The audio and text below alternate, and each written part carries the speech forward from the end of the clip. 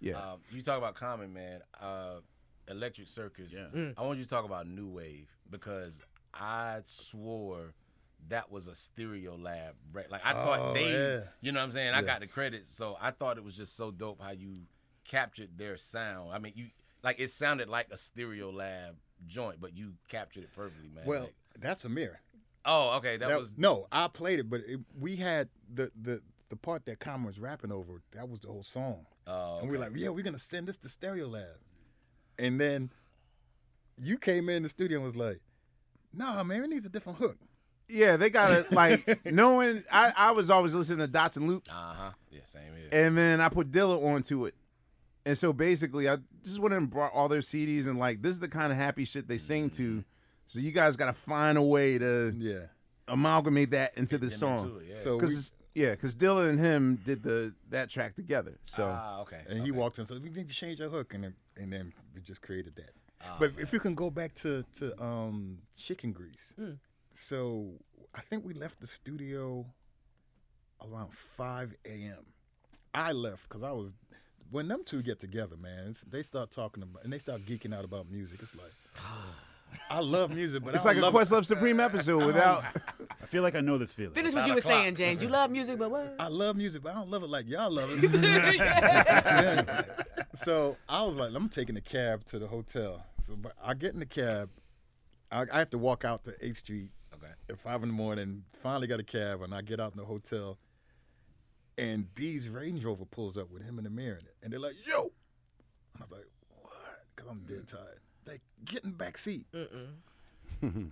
And I was held hostage in that back seat for like another 2 hours while they listened to that song over and over and over. Which one? Chicken Grease. Yes, yes. So by the time this is vocals on it, this is this is just the track. Oh, it's just the track. Oh, wow. I'm sitting there. You know how we are. I'm like, you know, them two get together, and I remember on the tour bus in Voodoo, them two would be at the front, like watching James Brown. Look, he moved his left knuckle. and the band went to a G minor. Oh, and I'll be like, all right, I'm going to the back. I'm going to sleep. He's going, I like music, but not like they like music.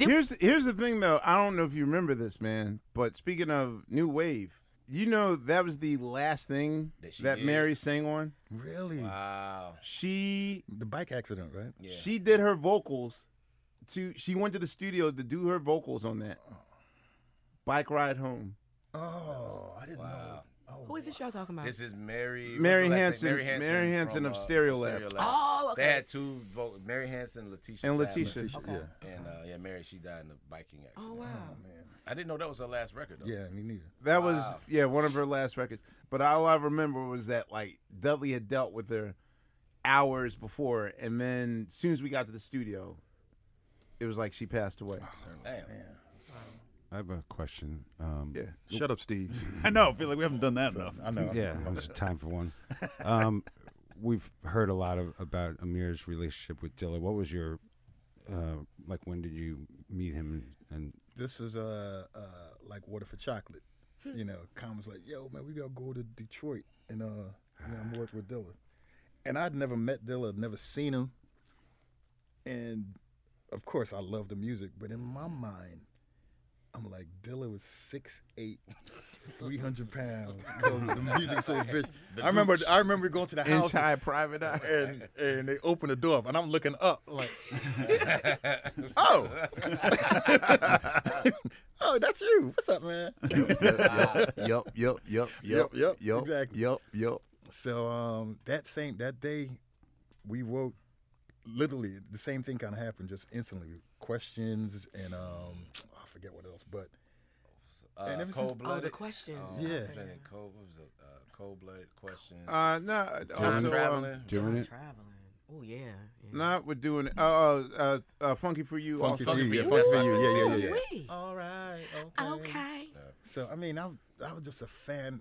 Again, the not only his approach to drums, but what I loved about him being a piano player, his approach, the way he would put samples together. Like chord changes? The changes. It was almost like instead of 12 notes, there was like 18 notes, because just the way the things would mesh, that you wouldn't imagine. And you can try and play the stuff, but your fingers can't really do it. You don't have enough fingers. You don't have enough fingers. You know, so I love that about him. And, you know, that was my guy. I would go out to Detroit. Remember when the Athenaeum was a 5-star hotel? I stayed at the Athenaeum Hotel all the time. Athenaeum now is like a 1.5-star hotel.